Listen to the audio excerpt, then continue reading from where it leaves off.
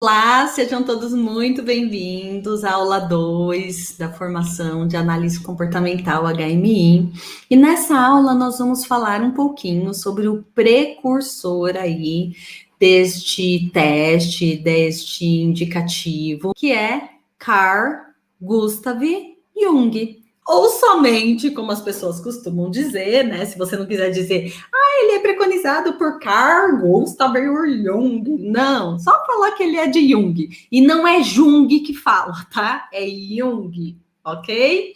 Jung é o pai da psicologia analítica, tá? A psicologia analítica, ela veio através da psicanálise. Aliás, ele e o Dr. Freud, eles eram muito amigos, eles eram, inclusive, o Jung era mentorado, digamos assim, né?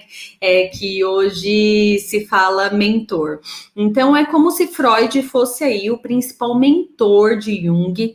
Ele iniciou com a psicanálise, ele e Freud trocavam muitas correspondências na época, né? Eu fico imaginando ele e Freud trocando correspondência. Tô aqui imaginando, né? Sai do curso, orar e fica imaginando Jung e Freud trocando correspondência, né? Até a correspondência chegar demorava um tanto. Mas eles trocavam correspondência. Hoje é mais fácil você falar com a sua mentora, né? Hoje é só você mandar uma mensagem no Telegram, sua mentora responde na hora. Mas, brincadeiras à parte, só para descontrair. Então, Jung, ele era um pupilo de Freud, ele era um mentorado de Freud. Freud foi aí o seu grande mentor. Inclusive, Freud falava que Jung seria o pupilo herdeiro dele, seria um herdeiro da psicanálise. Só que no meio do caminho aí, Jung começou a acreditar em outras coisas, ele foi para uma parte mais espiritual, ele acabou entrando muito mais na questão dos arquétipos, ele foi desenvolvendo uma outra teoria através da própria prática clínica, porque Jung também era psiquiatra num hospital na Suíça. Então, através da própria prática clínica e dos atendimentos dele, ele foi construindo novas teorias. Freud não concordou, mas Freud também, de alguma forma, queria proteger Jung, porque Freud foi muito hostilizado aí pela comunidade médica e ele não queria que Jung passasse por isso. Tinha um ego também, Freud tinha um ego aí um pouquinho mais elevado, né, de querer ser o dono da teoria e não querer que Jung caminhasse ali com as próprias perninhas. E aí, Jung acabou, de fato, sendo expulso da classe médica, porque naquela época falar em espiritualidade, em arquétipo e toda inconsciente coletivo, já era difícil, né? A classe médica, ela conceber o inconsciente, imagina o inconsciente coletivo, toda a teoria que Jung trouxe, que hoje tem todo sentido. E Jung chegou a algumas conclusões muito importantes e que batem aí também com as conclusões que Freud chegou, tá? Esse teste HMI, na verdade, ele foi fruto aí de 40 anos de pesquisas de Jung e foi formado um primeiro teste aí, nem chama HMI, mas o MBTI, que mede as 16 personalidades, e o HMI acabou acrescentando aí outras coisas no seu laudo e ficando mais avançado do que o MBTI. E uma das coisas que Jung falava, e que Freud também concordava, muitas coisas que eu vou trazer aqui, Freud também concordava, é que nenhum indivíduo é totalmente introvertido ou totalmente extrovertido. Nenhum indivíduo é 100% introvertido e nem 100% extrovertido. Assim como, gente, fazendo um paralelo, ninguém é totalmente mal e nem totalmente bom. E aí a gente traz uma das teorias principais aí de Jung, que é o conceito de luz e sombra, tá? Então ninguém é totalmente luz e nem totalmente sombra. Jung vai dizer que a personalidade e o comportamento, eles fazem parte da singularidade do ser humano. Só que todas essas características são resultado da maneira única como cada pessoa opta, preste muita atenção nessa palavra, como cada pessoa opta, escolhe por utilizar suas capacidades mentais. Olha só. Então é uma escolha, Soraya. Mas eu não tenho um perfil de comportamento? Como isso pode ser uma escolha? Ninguém é 100% introvertido e nem 100% extrovertido. Então, todos nós temos o introvertido e temos também o extrovertido. Lembra que eu falei na outra aula? Que nós podemos ter a liberdade, à medida que nós nos conhecemos, podemos ter a liberdade de escolher como nos comportar. É isso que ele está falando aqui. Eu vou ler aqui uma parte que está na sua apostila.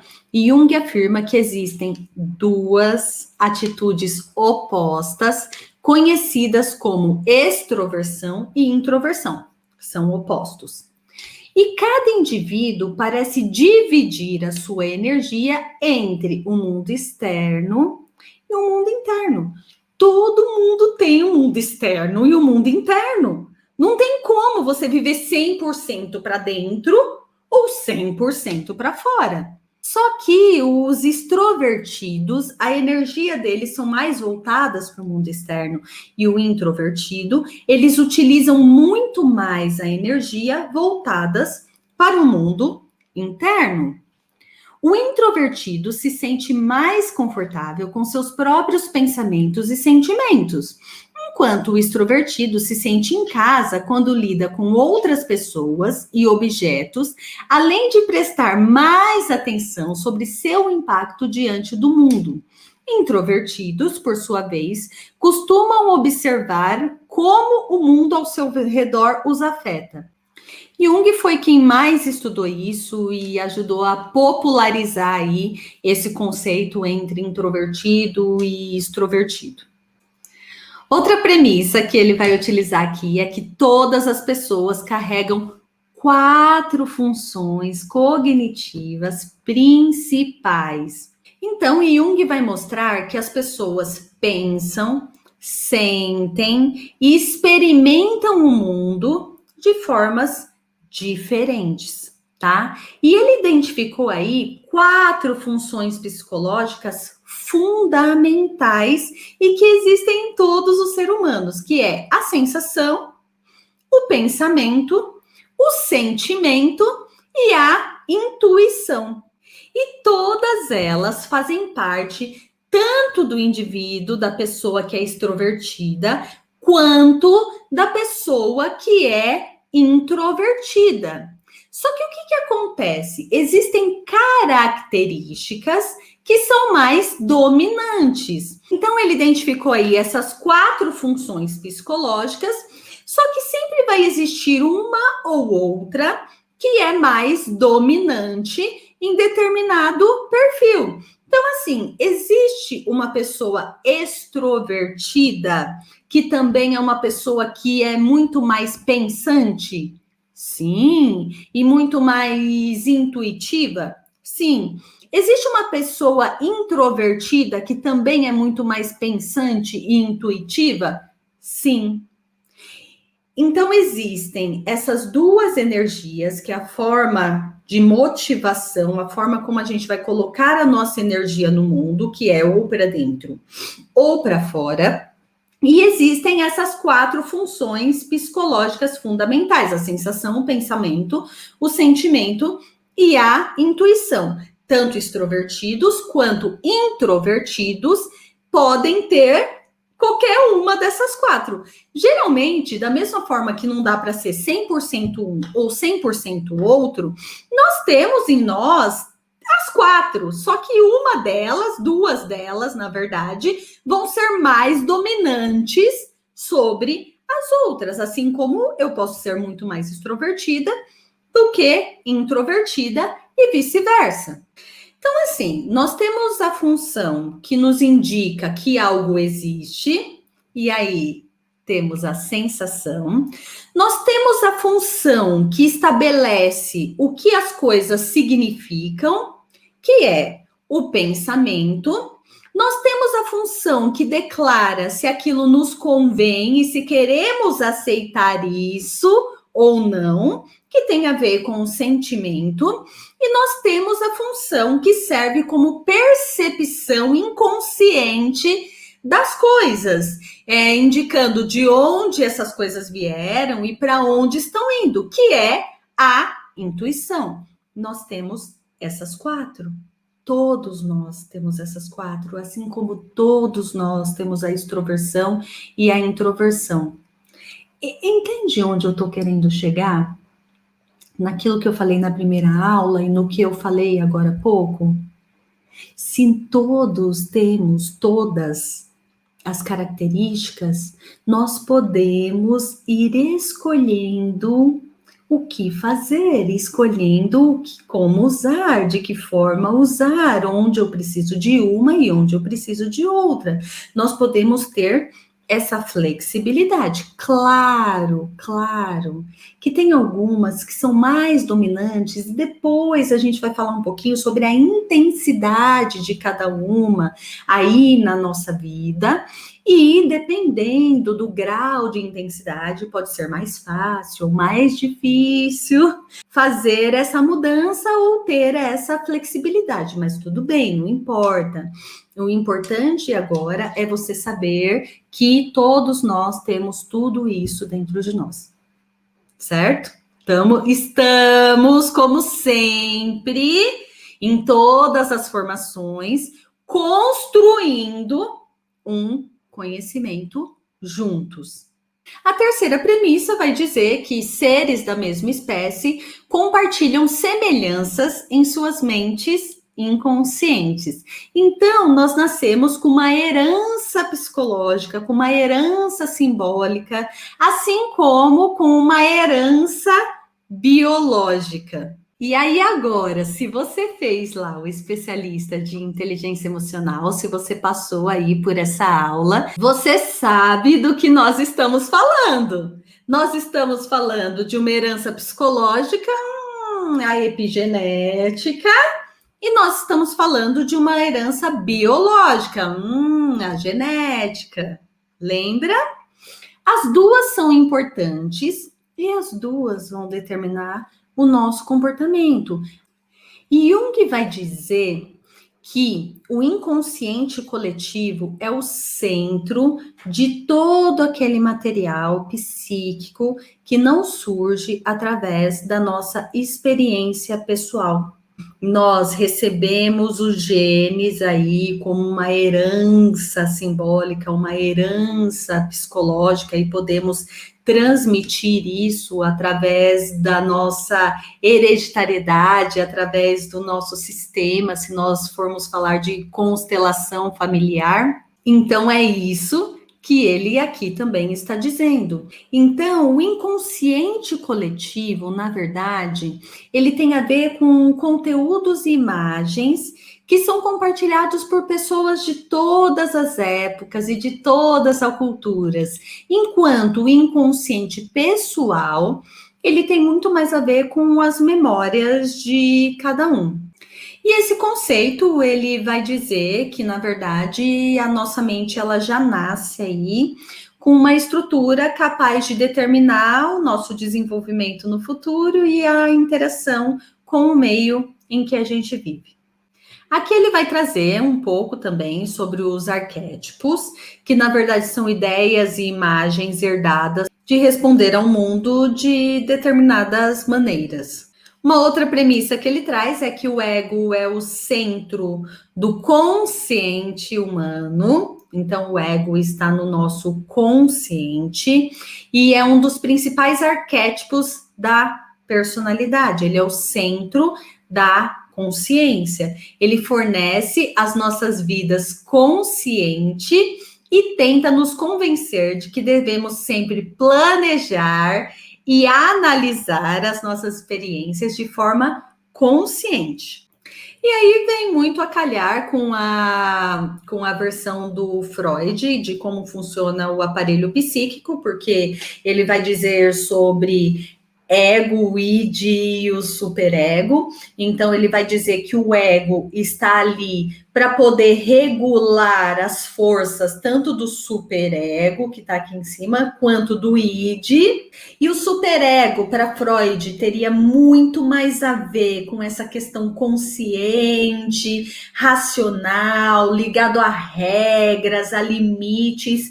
O id tem a ver com essa função totalmente inconsciente, que tem a ver com desejos, com impulsividade, e o ego, ele vai estar aqui no subconsciente para poder regular ali tanto o que vem do superego, das forças do superego, quanto das forças que vem ali do id. Só para explicar um pouquinho para vocês, conceitualizar um pouquinho para vocês tudo isso. Nossa, Soraya, mas eu vou ter que saber tudo isso para explicar para o meu cliente.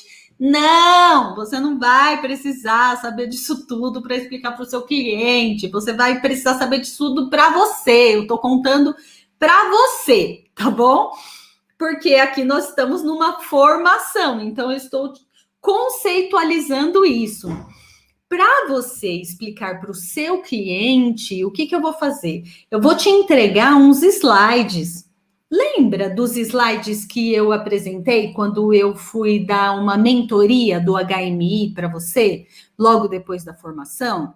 Então, esses slides você vai ter, você vai ganhar ali, além dessa apostila, você vai ganhar os slides ali, todo mastigadinho, e esse slide você pode, com tranquilidade, de forma bem resumida, apresentar para o seu cliente. Mas isso daqui faz parte da sua formação de analista comportamental. É importante você saber sobre isso e você vai acabar juntando aí isso com, se você está fazendo o especialista de inteligência emocional, se você está fazendo o PNL, você vai acabar juntando isso daí com as formações que você está tendo lá para poder adquirir mais conhecimento. Ele também vai dizer que todo indivíduo assume uma máscara sobre o inconsciente coletivo. E aí é o conceito que ele dá sobre persona. E a persona, na verdade, nós temos inúmeras personas que são as máscaras que a gente assume aí, que é a aparência que apresentamos ao mundo, o personagem que nós assumimos diante da sociedade, incluindo aí nossos papéis sociais, as roupas que vestimos, a maneira como nos expressamos. E todas as pessoas, todos os indivíduos, eles passam por isso, eles passam por essa adaptação. E isso pode ter aspectos negativos, como a sua persona, a sua máscara, acabar aí escondendo quem você realmente é, e escondendo quem você acabar fugindo, né, da sua essência, fugindo de você mesmo, como pode ter aspectos positivos no sentido de te proteger e de falar, olha, eu não preciso demonstrar exatamente o que eu estou sentindo para essa determinada pessoa ou nessa determinada ocasião. E aí você veste ali uma máscara, uma persona, para que você possa se proteger. A persona, na verdade, ela é crucial para o desenvolvimento da personalidade, quando o ego passa a se identificar com o papel que nós desempenhamos.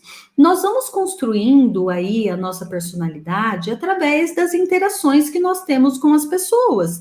Então, nós temos uma interação com alguma pessoa, a gente olha aquela pessoa, tem coisas que nos agrada, tem coisa que nos desagrada, e a gente vai olhar e vai falar, olha, essa coisa é bacana, ela me agrada, acho que eu quero ser assim. E você pega aquilo, aquele elemento, aquele recurso, você pega e acaba instalando em você. Depois isso, ao longo da vida, vai se constituindo, vai se consolidando aí, e você vai formando a sua personalidade através disso. E aqui, né, na apostila está dizendo, de acordo com Jung, é comum derrubarmos essa identificação para aprender quem somos de verdade no processo de individualização. Mas é possível também que as pessoas passem a acreditar de verdade nessa máscara ilusória da persona. E isso pode acontecer por conta de alguns preconceitos culturais, a rejeição social de algum personagem ou de alguma persona que a pessoa estabelece ali. E é isso que ele está falando sobre essa máscara ilusória da persona. Então, tudo bem, nós precisamos dessas máscaras, nós precisamos assumir essas personas, mas em algum momento da sua vida, você vai precisar ter um processo aí de individuação. As principais personas que a gente assume são ali dos nossos pais, dos nossos professores, cuidadores, das crianças na escola, que é através dessas identificações, das identificações que nós fazemos com as pessoas ao longo da vida, que nós vamos constituindo a nossa persona, que nós vamos constituindo a nossa personalidade. Mas vai ter aí um determinado momento em que você vai pensar, bom, peraí, mas quem sou eu, afinal de contas? E aí você começa o seu processo de individuação. Ah, em que idade isso acontece, Soraya? Na idade que você fizer isso. Eu poderia dizer, isso acontece na adolescência. Tá, isso acontece, esse processo de individuação, ele ocorre na infância, quando a criança começa a descobrir que ela é separada da mãe, que ela e a mãe não são a mesma pessoa. Ok, é um pequeno processo de individuação, mas individuação de corpo, né? Meu corpo é meu, eu sou uma pessoa, minha mãe é uma outra pessoa. Meu Deus do céu, eu achava que nós éramos iguais, nós éramos a mesma pessoa e descobri que não. Certo? Então, eu tenho minhas pernas, eu tenho meus pensamentos, então é o primeiro processo de individuação que a gente tem.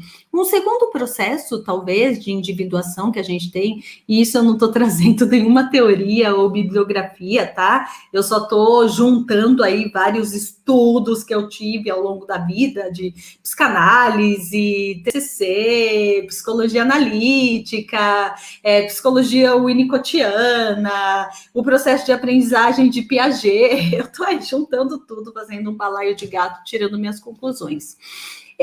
O que eu percebo é que um outro processo de individuação que a gente acaba fazendo é na adolescência, quando nós temos uma total individualização dos nossos pais, nós vamos totalmente contra essas personas. Para quê? Para que a gente se sinta mais livre para poder criar quem nós somos. Por isso que tem tantos problemas aí entre pais e adolescentes. Mas esses adolescentes, eles vão se identificando mais fortemente aí com amigos, com o grupo, com as pessoas externas, porque eles precisam de referências que não sejam os pais, para poder construir aí, para poder constituir, para poder construir a sua personalidade, a sua individuação. Depois, pode ser que a pessoa consiga aí novos processos de individualização ao longo da vida dela, mas através de uma terapia, através de algum forte impacto que aconteceu na vida da pessoa, como, por exemplo, o nascimento de um filho, como, por exemplo, uma separação, uma doença grave, sabe? Esses momentos que dão um clique na gente, que fala, meu Deus do céu, o que eu venho fazendo comigo até agora? Eu não posso mais viver assim, eu não posso mais viver, sabe essa revolta que bate na gente de vez em quando? Eu não posso mais viver conforme as pessoas querem que eu viva, eu tenho que ser eu mesma e eu não tô nem aí com o que as pessoas pensam. É um processo de individualização. Algumas pessoas passam por esse processo, e aí, gente, não é uma regra, tá? Algumas pessoas passam por esse processo nessas fases que eu estou te falando, como tem pessoas que passam por esse processo quando chegam na meia-idade, a famosa crise da meia-idade, quando a pessoa tem ali os seus 40 anos, às vezes elas passam por esse processo que elas dão um clique, elas acordam e falam, meu Deus, eu estou na metade da minha vida, o que eu fiz até agora, eu quero viver tudo diferente daqui para frente na outra metade. E aí pode ser que ela tenha esse processo de individualização, como isso pode passar e a pessoa não ter um grande processo de individualização.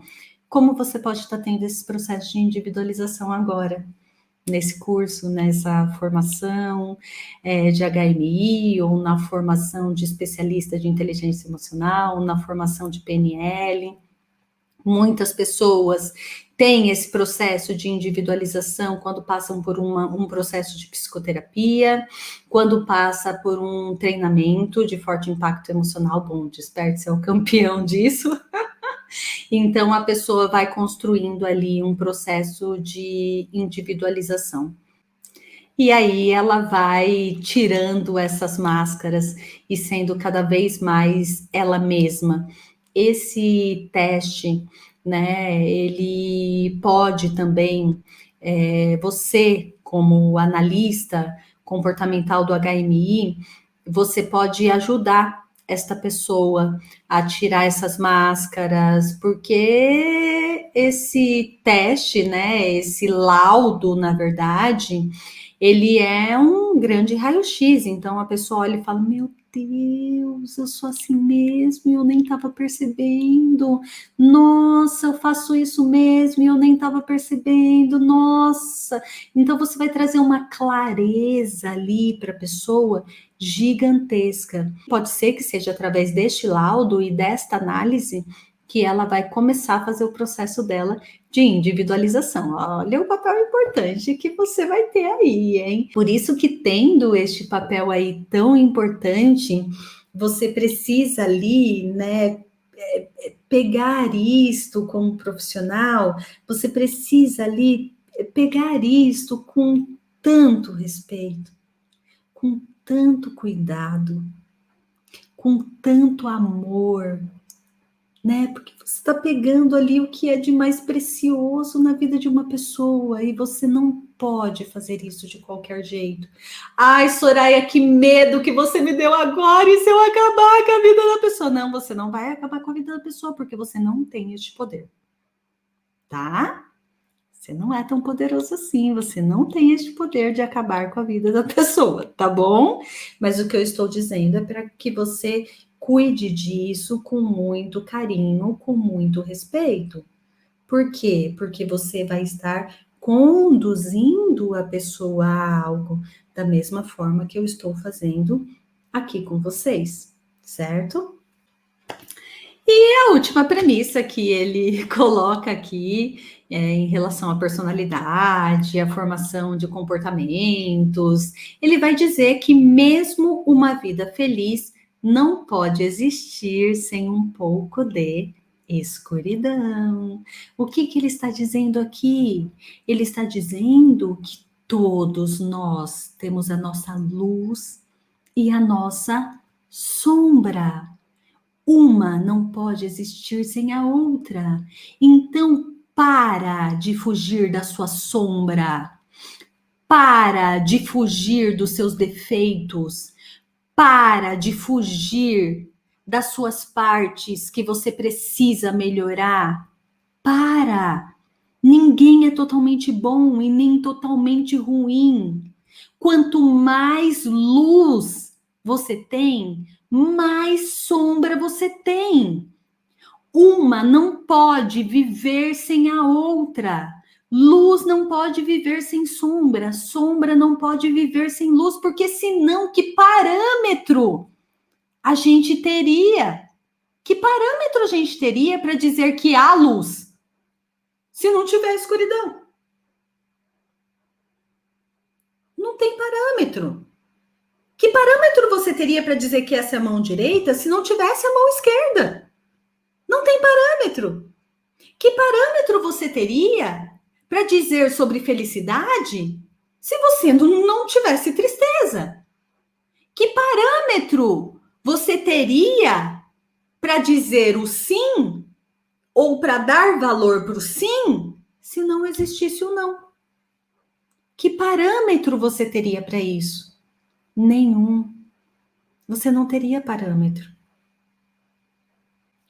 É como aquela música que fala assim: não existiria som se não tivesse o silêncio, não haveria luz se não fosse a escuridão. Eu acho que é assim que canta. Se eu errei, tá tudo certo. Mas você entendeu o conceito, né? Não importa se eu acertei ou errei a letra da música, não caça assunto. Mas você entendeu o conceito, né?